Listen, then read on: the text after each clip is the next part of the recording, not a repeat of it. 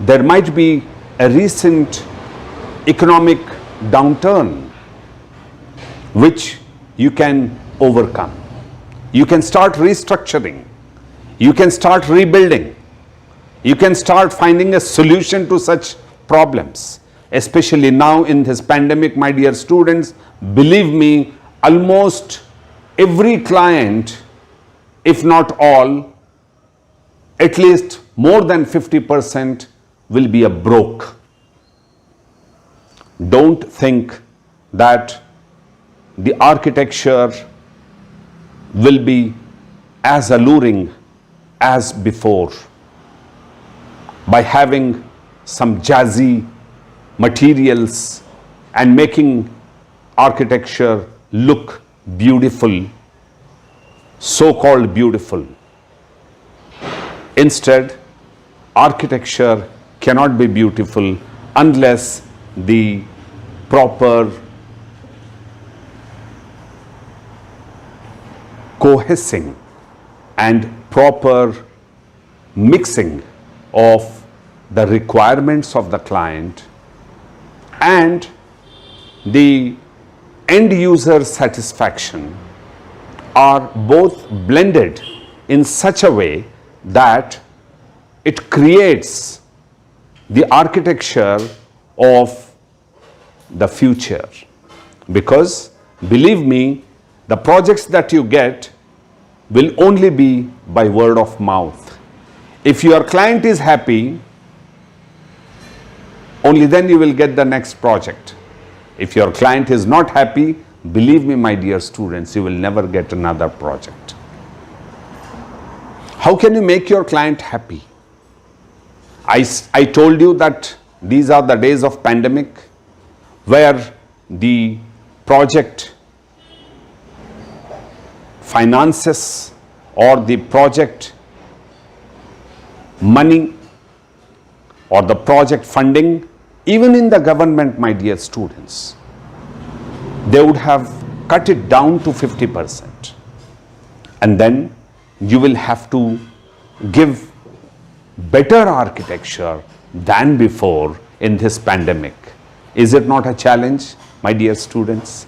It is definitely a challenge, but believe me, you can still do it. So, unless you have the practical orientation in this very lifetime achievement project, the thesis project for a student of architecture is a lifetime achievement. And in this lifetime achievement project, a dream project, you can achieve the underfunding as not a challenge, but you can take it as an opportunity. And you can explore novelties. You can create multi-purpose and multi-utility spaces. Dear students, I must give you an example. There are thoughts where integration of educational courses are happening. We have the new education policy, NEP. Under this new education policy, the government is very nicely thinking of joining two courses or integrating two courses and trying to make it one.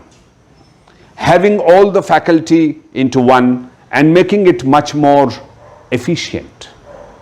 And then reducing the requirements of infrastructure, reducing the requirements of the faculty or the number of faculty, reducing the requirement of the amenities and the facilities, and trying to integrate them and trying to make them more optimum. And this optimization is under process. One such aspect that you can take up is optimization of the space that you want to create, optimization of the project that you want to take up. optimization, my dear students, is one such challenge, one such solution to this pandemic or post-pandemic architecture. Now coming to the sustainability. You might have seen under this lockdown how many buildings and how many structures of architecture have worked out to be successful. Have they provided to all the premises of the requirements of the people? They were not allowed to go out. Did we provide them all those things inside while they were not allowed outside? Or could we have given them something more? Could we have created something more? My dear students, there are so many people in this world who want to fill up the whole site with some or the other structure. Can't we create some open spaces? Can't we optimize the open spaces? Make the structure more architectural, more natural, more sustainable, and more optimized entity and a spatial architecture? My dear students, believe me, you could have very well done it. And this is the time where we can take it up as a challenge.